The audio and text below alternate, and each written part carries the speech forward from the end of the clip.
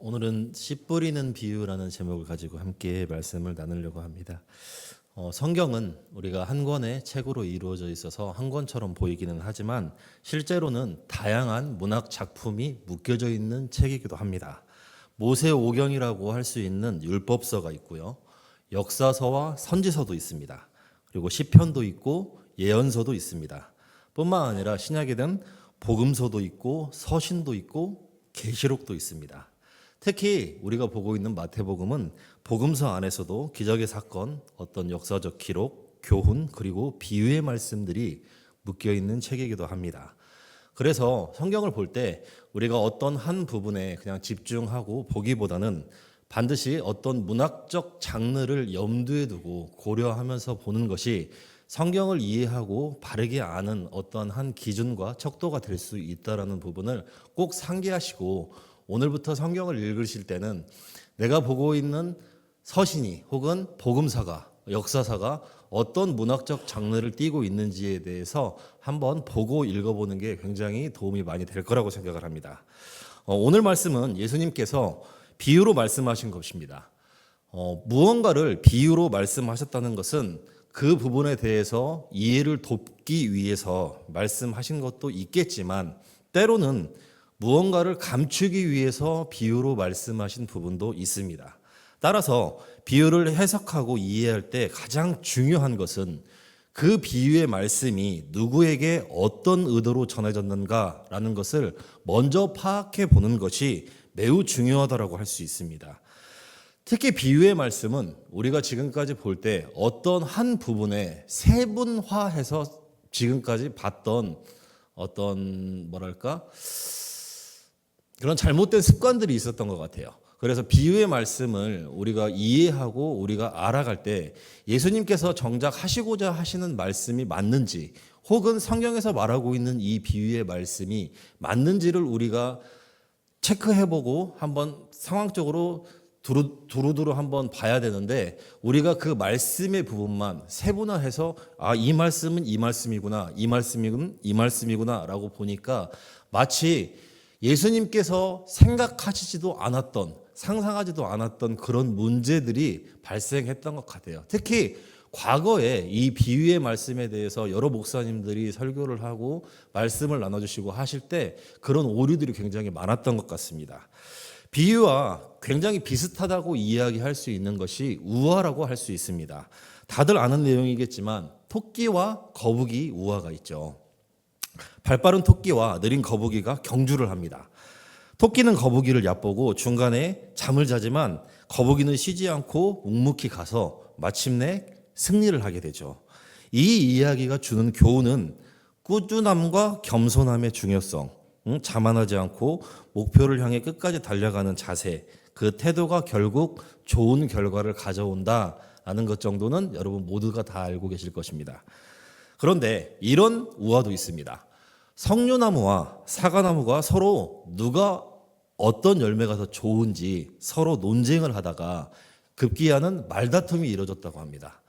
석류나무는 석류나무 열매가 당연히 좋다라고 하겠죠. 사과나무는 사과나무 열매가 아니야, 내 열매가 훨씬 더 좋아라고 서로 논쟁이 붙었대요. 그런데 그것이 논쟁을 넘어서 결국에는 싸움이 됐습니다. 그런데 그것을 지켜보던 가시나무가 친구들아, 우리가 이렇게 싸우면 되겠어? 우리까지 이렇게 싸울 필요는 없잖아 하고 말렸다라고 해요. 여기까지만 듣고 이 우화가 주는 교훈이 뭐라고 생각하십니까? 여러분들이 드는 생각이 많은 생각이 있을 거라고 생각합니다. 그런데 이 이야기의 논점과 핵심은 어떤 교훈이 어떤 부분에 집중하느냐에 따라서 그 결과와 내용은 판이하게 달라질 수 있습니다. 그런데 이 우화를 만든 사람의 목적은요, 어떤 의도였냐면 훌륭한 사람들이 논쟁을 할 때 어리석은 사람들이 끼어들어서 자신도 같은 분류라고 착각한다라는 교훈을 준다고 해요. 석류나무와 사과나무인데 열매도 맺지 않는 가시나무가 그 사이에 끼어드는 그 과정을 이렇게 표현했다라고 합니다. 오늘의 본문은 너무도 잘 알려진 씨 뿌리는 비유입니다. 오히려 너무나 익숙하기 때문에 혼란스럽고 오해하기가 쉽습니다. 오늘은 이 말씀을 여러분 모두 다 처음 듣는 말씀이라고 생각하고 한번 새롭게 살펴봤으면 좋겠습니다. 오늘 비유는 씨 뿌리는 비유이고 굉장히 다양하고 적용점도 많아서 혼란스러운 비유이기도 합니다. 이 비유는 우리 모두는 처음 듣는 사람이다 생각하고 이 비유를 한번 들어봤으면 좋겠습니다. 예수님께서 바닷가에 나와 앉으셨을 때 큰 무리들이 예수님을 따라옵니다. 너무나 많은 무리들이 예수님 곁에 오니까 예수님께서 좀 당황하셨나 봐요. 그래서 그 무리들을 피해 배를 타고 바다 한가운데로 가십니다. 그 배에는 예수님의 제자들과 예수님만 함께 있었죠. 그때 이 비유의 말씀을 하십니다. 여러분들이 그 배에 타고 있는 제자들이라고 한번 생각해 보시고 이 비유를 처음 듣는다 생각하시고 이 말씀을 한번 들어보십시오. 얘들아, 제가 예수님이라고 한번 해볼게요. 얘들아, 씨 뿌리는 자가 나가서 씨를 뿌렸어. 그런데 어떤 씨는 길가에 떨어져서 새들이 와서 먹어버렸고 어떤 씨는 흙이 얇은 돌밭에 떨어져 뿌리를 내리지 못해 해가 뜨자마자 말라 죽었어. 그리고 어떤 씨는 가시떨기에 떨어져 양분을 빼앗겨서 죽었고 어떤 씨는 좋은 땅에 떨어져 30배, 60배, 100배의 열매를 맺었다. 귀 있는 자는 들어라. 이게 답니다. 여러분들이 제자분들이라고 한다면 그때 예수님 배에 같이 있었던 제자라고 한다면 이 말씀을 듣고 이해할 분이 계십니까? 저는 이해를 못했을 것 같아요. 성경 말씀에도 마찬가지입니다. 제자들은 이 말씀을 듣고 이해하지를 못했습니다. 아무리 생각해도 이해가 가질 않았어요. 수많은 무리들이 다 돌아간 후에 그때 제자들이 9절 이하에 이렇게 물어봅니다. 예수님, 아까 하신 그 말씀이 도저히 이해가 안 갑니다. 이 말씀이 어떤 말씀이에요? 라고 물어보게 되죠. 그러니까 예수님께서 천국의 비밀을 아는 것은 너희에게는 허락됐지만 저들에게는 아니다라고 말씀을 하시면서 이 비유를 말씀을 그들에게 풀어서 이야기를 해주십니다. 길가는 말씀을 듣고도 거부하는 자, 돌밭은 말씀을 기쁘게 받으나 환난이 오면 버리는 자, 가시떨기는 세상의 염려와 유혹에 맞춰 열매를 맺지 못하는 자, 좋은 땅은 말씀을 듣고 깨달아 결실을 맺는 자. 그렇다면 이 비유의 핵심은 무엇입니까? 우리가 지금까지는 많은 설교에서 이렇게 이야기를 했을 겁니다. 사람들의 마음에는 돌밭도 있고 가시밭도 있고 길가도 있고 여러 개의 마음이 있습니다.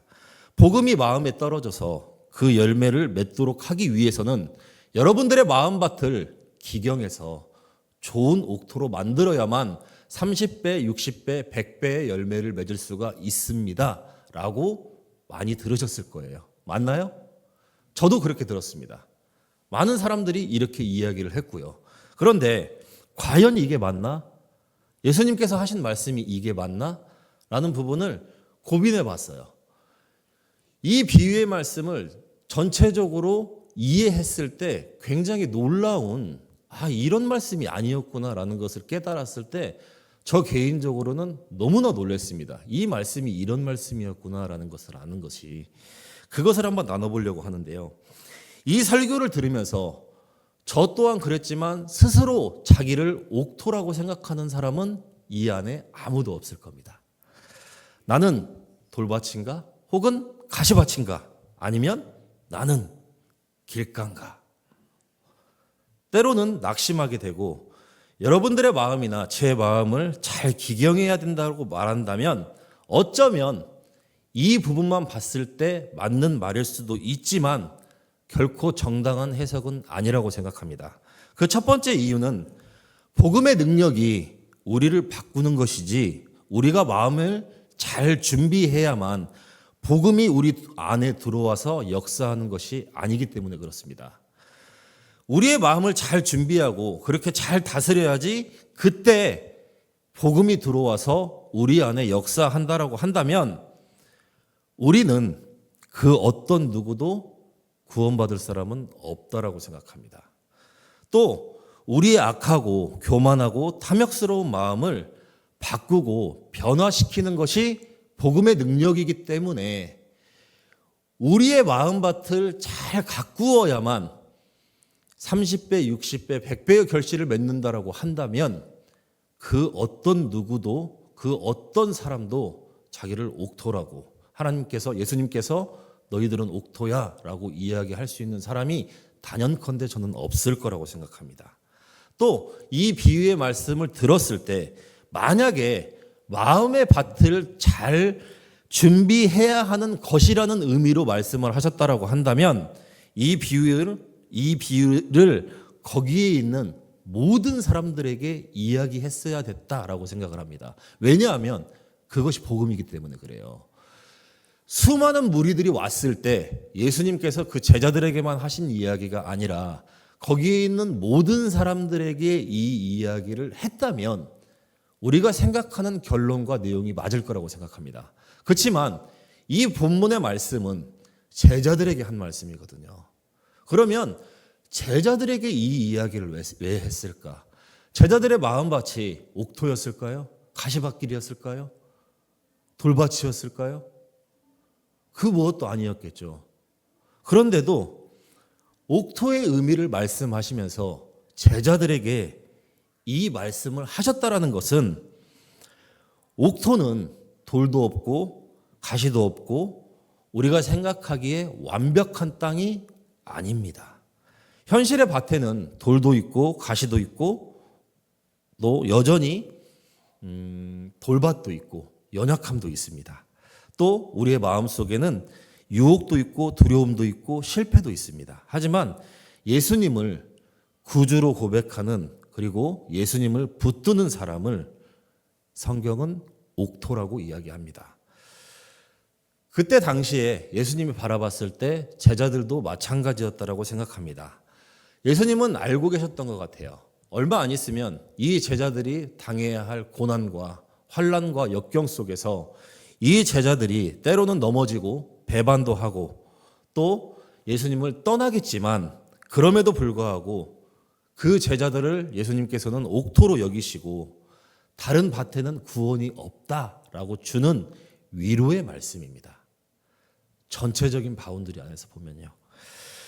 마태복음 13장을 신학교뿐만이 아니라 우리 여러 가지 설명을 할 때 천국장이라고 합니다. 우리 먹는 천국장 있잖아요. 천국은 마치 해서 하는 우리 천국을 얘기하는 거거든요. 천국장이라고 부르는데 이 천국장의 첫 번째로 들어가는 비유의 말씀이 이 씨 뿌리는 비유입니다. 이 씨 뿌리는 비유, 결국은 이 비유 자체의 전체적인 큰 문맥과 내용은 하나님 나라의 복음을 이야기하는 것이지 우리의 마음밭을 어떻게 해야만 구원을 얻는다라는 내용은 절대로 아닙니다. 그렇기 때문에 예수님께서 이렇게 말씀하신 제자들이 받아들여야만 했던 상황들, 예수님께서 우리 제자들에게 꼭 하시고자 하셨던 그 핵심 메시지는 그럼에도 불구하고 너희들이 이런 상황 가운데 있다 할지라도 옥토는 끝까지 나를 붙드는 믿음을 이야기하는 것입니다. 우리 마음속에는 가시밭이 있습니다. 가시밭 아닌 사람이 어디 있겠습니까? 돌밭도 있죠. 우리가 신앙생활을 하다 보면 여러 가지 상황에 붙들리게 됩니다. 우리의 생각과 우리의 사상과 우리가 가지고 있는 모든 이상적인 것들을 판단해 봤을 때 도저히 그것을 따를 수 없는 경우들도 어마어마하게 많습니다.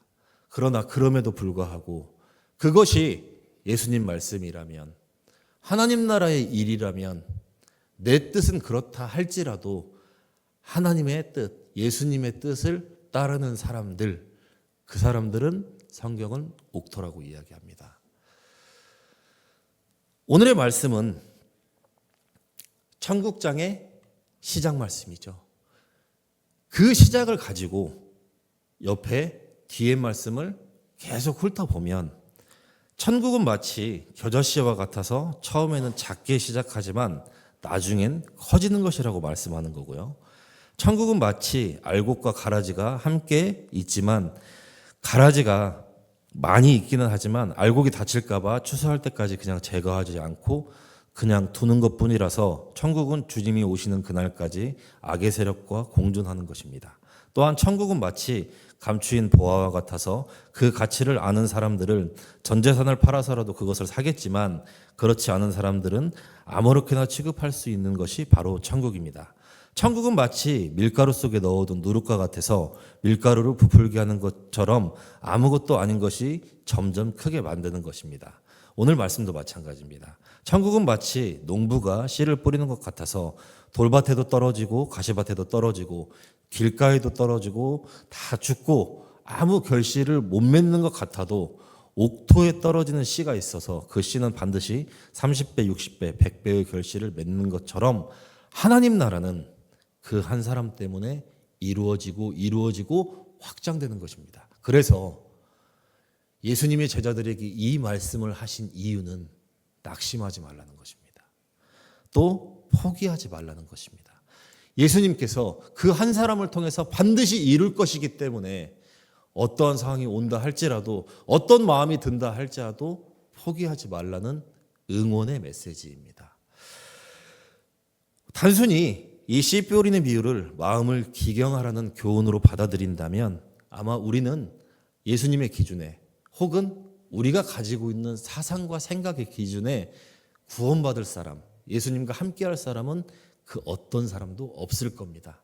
그런데 이 말씀이 주는 교훈처럼 포기하지 않고 예수님의 뜻을 내 뜻으로 받아들이고 그것을 묵묵히 이뤄갈 때 하나님께서 예수님께서 30배, 60배, 100배의 결실을 맺을 거라고 생각합니다. 아침에 우리 연합예배 때 목사님께서 그 말씀을 하셨어요. 사실은 저도 그랬습니다. 한국교회를 굉장히 비관적으로 보는 사람 중에 하나거든요. 근데 오늘 말씀을 통해서 저는 또 깨달은 부분이 있었습니다. 포기하지 말라, 낙심하지 말라. 한국교회 상황 별로 좋지 않습니다. 그건 사실입니다. 그런데 저도 모르게 이미 포기하고 있었나 봐요. 저도 모르게 이미 낙심 정도의 수준을 넘어서 완전히 절망 가운데 있었는지도 모릅니다. 그런데 오늘 말씀을 준비하면서 또 아침에 목사님께서 말씀하셨던 그 교훈 가운데서 우리가 포기해야지 말아야 할 것은 우리 교회 건축 문제도 마찬가지, 또 우리 중고등부 부서에 대한 내용도 마찬가지, 한 영혼을 포기하지 말아야 되겠구나라는 제 나름대로의 결론을 얻게 되었습니다.